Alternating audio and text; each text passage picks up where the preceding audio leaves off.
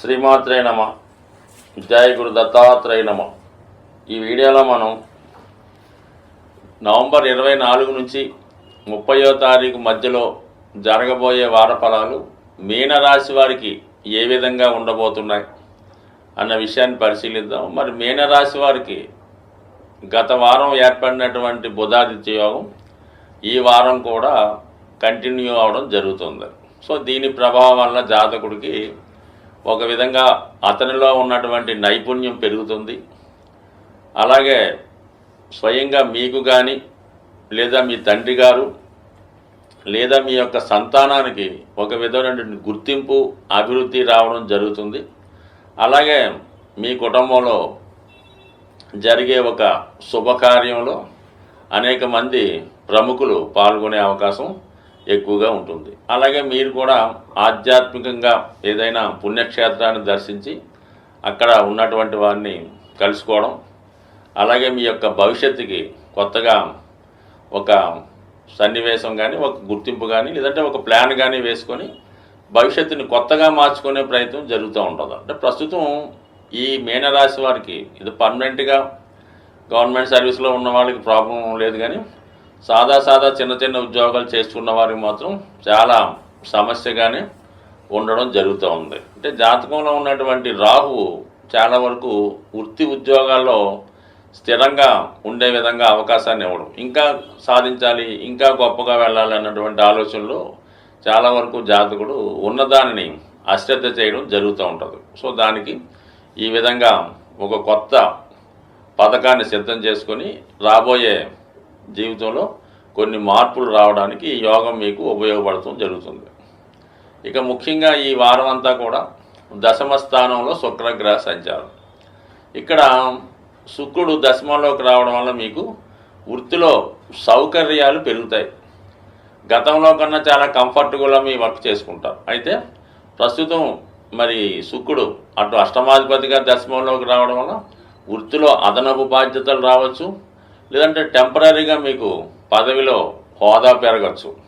కొన్ని సందర్భాల్లో మీరు స్వచ్ఛందంగా మరి పదవి విరమణ చేయడం కానీ పదవి నుంచి తప్పుకోవడం కూడా జరిగే అవకాశం ఉంది. సో ఏదైనా అది మీ ఇష్టపూర్వకంగా జరిగే అవకాశం ఉంది తప్ప ఇందులో ఎటువంటి బలవంతం అయితే ఉండదు. బట్ ఏదైనా ఈ వారం ఏర్పడినటువంటి దశమ తృతీయాధిపతుల మధ్య ఏర్పడినటువంటి పరివర్తన యోగం జాతకుడికి వృత్తి వ్యవహారాల్లో మార్పు రావడం జరుగుతుంది.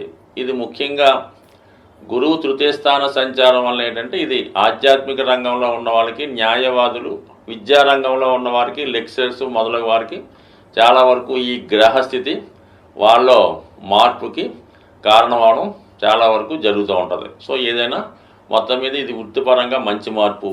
భాగ్యస్థానంలో ఏర్పడినటువంటి బుధాదిత్య యోగం విద్యార్థులకి చాలా అనుకూలంగా ఉంటుంది. వారికి ఒక మంచి గురువు లభించడం ద్వారా గతంలో కన్నా ఇంకా ఎక్కువ ప్రతిభ సాధిస్తారు. అలాగే వివిధ వృత్తుల్లో ఉన్నవాళ్ళు వాళ్ళలో ఉన్నటువంటి నైపుణ్యాన్ని పెంచుకుంటారు.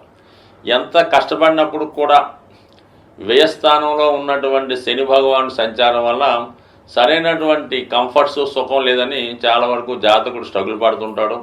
ఎంత ఆదాయం వచ్చినప్పుడు కూడా మరి అది ఏ విధంగా ఖర్చు అవుతుందో తెలియదు, కానీ చాలా వరకు ఎప్పుడు ఆర్థిక పరమైనటువంటి సమస్యల మీదే కొట్టుమిట్టాడటం జరుగుతూ ఉంటుంది. ఏ పని చేద్దామన్నా కూడా ఆర్థిక పరమైనటువంటి ఇబ్బంది వెంటాడుతూ ఉంటుంది. దీన్ని జాగ్రత్తగా ప్లాన్ చేసుకోకపోతే ముందు జాతకుడు ఇంకా మరి తీవ్రమైనటువంటి ఆర్థిక సంక్షోభంలో కురిగిపోయే అవకాశం ఉన్నది.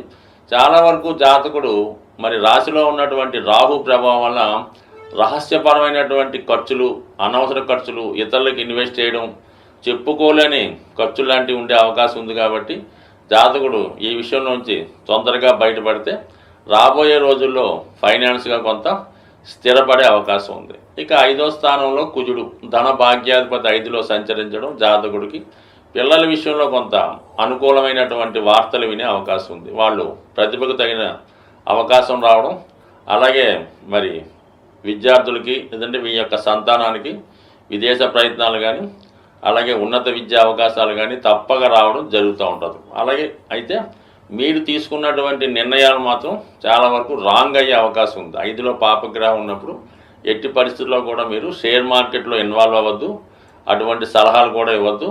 అలాగే ఎట్టి పరిస్థితుల్లో కూడా ఈజీ మనీ, జోదం, పేకాట, రేసులు మొదలగు బెట్టింగుల్లో పాల్గొని మీ యొక్క విలువైనటువంటి జీవితాన్ని పాడు చేసుకోవద్దు. అంటే మిగతా వాళ్ళకి ఈ మిగతా రాసుల వారికో మిగతా వాళ్ళకి కొంత ధనం పోగొట్టుకున్నా, ఒక బ్యాడ్ నేమ్ వచ్చినా, ఇంకొక ఇబ్బంది వచ్చినా పెద్దగా వాళ్ళు ఏమి కేర్ తీసుకోరు. ఎస్పెషల్లీ మీనరాశి వారు చిన్న సంఘటన కూడా చాలా పెద్దగా ఫీల్ అయిపోయి ఏదో జీవితం సర్వనాశనం అయిపోయినట్టు ఫీల్ అవుతుంటారు. కాబట్టి సాధ్యమైనంత వరకు ఈ జాతకులు ఎట్టి పరిస్థితుల్లో కూడా ఎటువంటి అనైతిక విలువలు అంటే చట్టానికి వ్యతిరేకంగా కార్యక్రమాల్లో పాల్గొనడం కానీ, దాని విషయంలో చట్టం దృష్టిలో పడడం కానీ సాధ్యమైనంత వరకు చేసే ప్రయత్నం చేసుకోకపోతే మీరు జీవితంలో సంతోషంగా ఉండగలరు. ఏమాత్రం చిన్న మచ్చ మీ జీవితంలో పడినా మీ జీవితాంతం మీకు మీరే కృంగిపోయి ఇబ్బంది పడే అవకాశం ఉంది.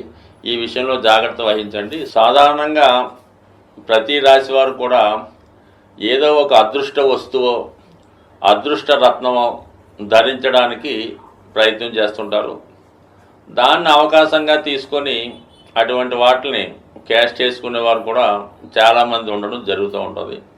కానీ ఏమాత్రం ఖర్చు లేకుండా సులభంగా మీకు సంపదనిచ్చే కొన్ని విలువైనటువంటి వస్తువులు మీకు చెప్పడం జరుగుతుంది.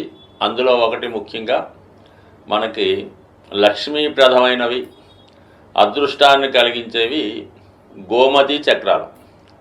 ఈ గోమతి చక్రాలు మీరు ఒక 11 సేకరించి మీ యొక్క క్యాష్ బాక్స్లో పెట్టుకోండి. లేదంటే మీరు పర్సులో ఒక గోమతి చక్రం పెట్టుకోండి. లేదా విద్యార్థులు పరీక్ష రాయడానికి వెళ్ళినప్పుడు, ఇంటర్వ్యూకి వెళ్ళినప్పుడు ఒక గోమతి చక్రాన్ని లాకెట్ రూపంలో ధరించినా పర్లేదు, ఉంగరం రూపంలో పెట్టుకున్నా పర్లేదు, అది లాకెట్గా వేసుకున్నా మరి మీకు అదృష్ట యోగాన్ని ఇస్తుంది. అంటే ఇది సముద్రంలో దొరుకుతుందన్నమాట.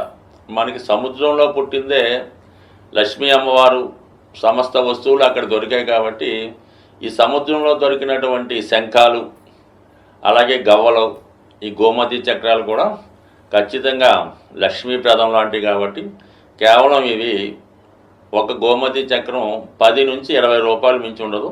ఇది ఖచ్చితంగా ప్రతిఫలాన్ని ఇచ్చే రెమెడీ. లేదు మీ పూజా మందిరంలో అయినా ఒక గోమతి 5 చక్రాలు పెట్టుకొని చాలు.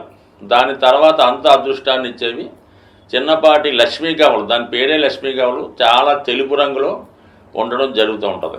ఇవైనా సేమ్ గోమతి చక్రాలా పనిచేస్తాయి. కనీసం అవి 11 కానీ 5 కానీ మీ క్యాష్ బాక్స్లో కానీ, అలాగే మీ యొక్క వాహనంలో కానీ, అలాగే మీరు మీ యొక్క బట్టలు దాచుకునే బీరువాలు ఎక్కడ పెట్టుకున్నా అవి మీకు లక్ష్మీప్రదంగా పనిచేస్తూ ఉంటాయి. అలాగే చాలామంది ధనం ఎక్కువగా ఖర్చు అవుతుంది, ఏమవుతుందో అర్థం అవ్వట్లేదు. అంటే అది ఏదో వాడికి బ్యాడ్ హ్యాబిట్ ఉంటుంటుంది, మరి ఏదో వ్యసనం ఉంటుంది, ఎవరికో ఇన్వెస్ట్ చేస్తుంటాడు, వాళ్ళకి వీళ్ళకి గిఫ్ట్లు ఇస్తుంటాడు. అటువంటి వాళ్ళకి శుక్రుడు యొక్క ప్రభావం వల్ల ఈ విధంగా వాళ్ళు చేస్తూ ఉంటారు అనమాట. వాళ్ళకి ఏంటంటే స్ఫటికమాల అని దొరుకుతూ ఉంటుంది. కనీసం 500 మంచి ఒరిజినల్ దొరుకుతుంది. చిన్నపాటి పూసలు, అవి చాలా చల్లదనాన్ని ఇస్తాయన్నమాట. ఆ స్ఫటికమాల ధరించడం వల్ల ముఖ్యంగా స్త్రీ వ్యసనం నుంచి బయటపడతారు, బలహీనతల నుంచి బయటపడడం. ఎవరికైతే స్త్రీ వ్యసనం ఉంటుందో వాళ్ళు ఖచ్చితంగా ఆర్థిక పరంగా చాలా నష్టపోవడం జరుగుతూ ఉంటుంది. దాని నుంచి బయటపడే విధంగా ఈ స్ఫటికమాల ఉపయోగపడుతుంటుంది. ఇది కూడా చాలా తక్కువ విలువతో కూడుకున్నది కాబట్టి అది కూడా ధరించవచ్చు. అలాగే ప్రస్తుతం కంపల్సరిగా ఫలితాన్ని ఇస్తున్నటువంటి మాల కరుంగలి మాల. ఇది ప్రస్తుతం తమిళనాడు అంతటా పెద్ద వాళ్ళు వాడుతున్నారు. ఇప్పుడిప్పుడే మనకి ఆంధ్రప్రదేశ్లో కూడా విరివిగా ఈ కరుంగలి మాల దొరకడం జరుగుతుంది.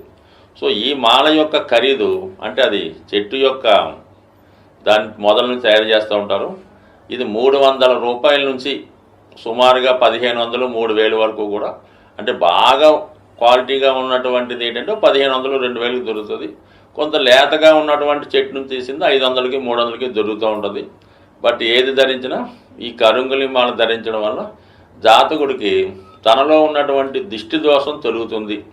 అలాగే సుబ్రహ్మణ్య స్వామికి సంబంధించింది కాబట్టి వివాహ సమస్యలు, రుణ బాధలు తొలుగుతాయి.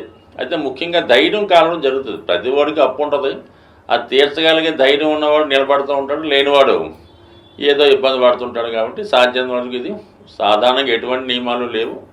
99% ప్రస్తుతం మార్కెట్లో ఫలితాన్ని ఇచ్చే మాల ఈ కరుంగిలి మాల కూడా ధరించవచ్చు. అయితే సాధ్యమైనంత వరకు రత్నాల జోలికి వెళ్లకుండా ఉంటేనే మంచిది. సాధ్యమైనంత వరకు ఇప్పుడు మార్కెట్లో 99.9% డూప్లికేట్ రత్నాలే దొరుకుతాయి. అవి ఇప్పుడు మన బీర్ బాటిల్ ఉంటాయి కదా, అవి కలర్ బీర్ బాటిల్ పగలగొట్టి వాటి యొక్క గాజుతో వాటిని పాలిష్ చేసి స్టోన్స్గా అమ్మడం జరుగుతుంది. మనకి చార్మినార్ ప్రాంతంలో ఇటువంటి స్టోన్స్ 100కి 3 దొరుకుతూ ఉంటాయి. అటువంటి భ్రమలో పడకుండా 90% జాతి రత్నాలు, జాతి రాళ్ళు, రంగురాళ్ళు పక్కన పెట్టి ఈ సింపుల్గా ఇప్పుడు చెప్పినటువంటి ఈ మరి తాంత్రిక వస్తువులు అనొచ్చు, లేదంటే విలువైనటువంటి వస్తువులు పెట్టుకోవడం వల్ల ఇవి చాలా ఆచారంగా పూర్వకాలం నుంచి వస్తుంది. కొద్దిగా నమ్మకం ఉంటే చాలు, అన్నీ మీకు లక్ష్మీప్రదమే అవుతుంది. స్వస్తి.